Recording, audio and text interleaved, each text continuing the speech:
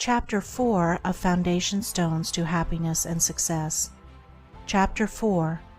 True Speech. Truth is known by practice only. Without sincerity there can be no knowledge of truth, and true speech is the beginning of all sincerity. Truth in all its native beauty and original simplicity consists in abandoning and not doing all those things which are untrue, and embracing and doing all those things which are true. True speech is therefore one of the elementary beginnings in the life of truth.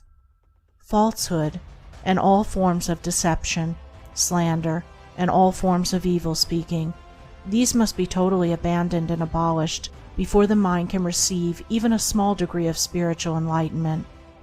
The liar and slanderer is lost in darkness.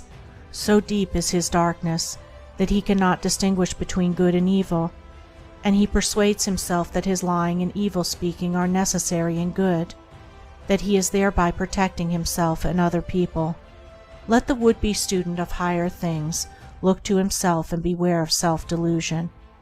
If he is given to uttering words that deceive, or to speaking evil of others, if he speaks in insincerity, envy, or malice, then he has not yet begun to study higher things.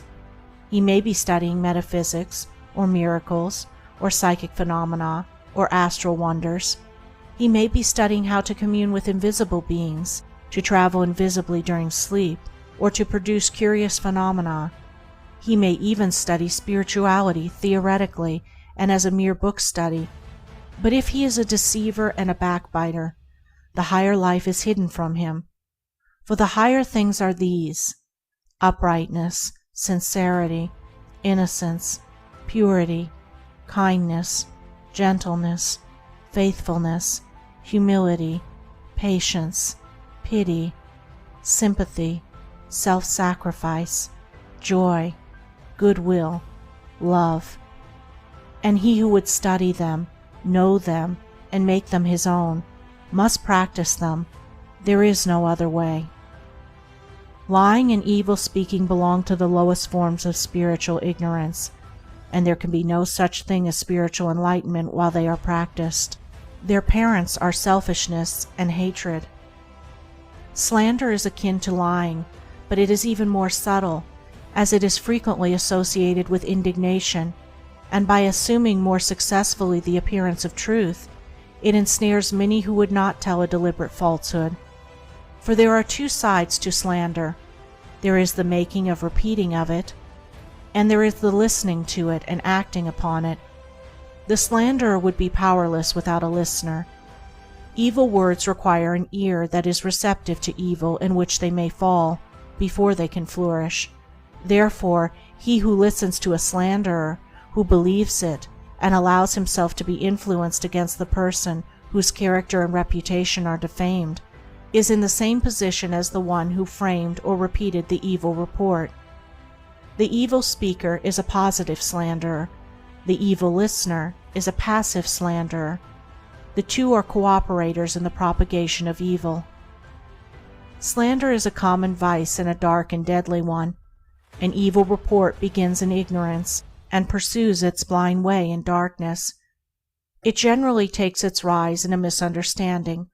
Someone feels that he or she has been badly treated, and filled with indignation and resentment, unburdens himself to his friends and others in vehement language, exaggerating the enormity of the supposed offense on account of the feeling of injury by which he is possessed. He is listened to and sympathized with.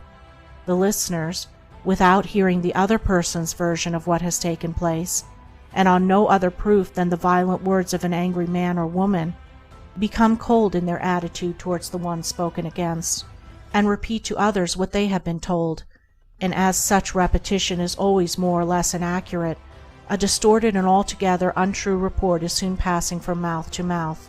It is because slander is such a common vice that it can work the suffering and injury that it does. It is because so many, not deliberate wrongdoers, and unconscious of the nature of the evil into which they so easily fall, are ready to allow themselves to be influenced against one whom they have hitherto regarded as honorable, that an evil report can do its deadly work. Yet its work is only amongst those who have not altogether acquired the virtue of true speech, the cause of which is a truth-loving mind.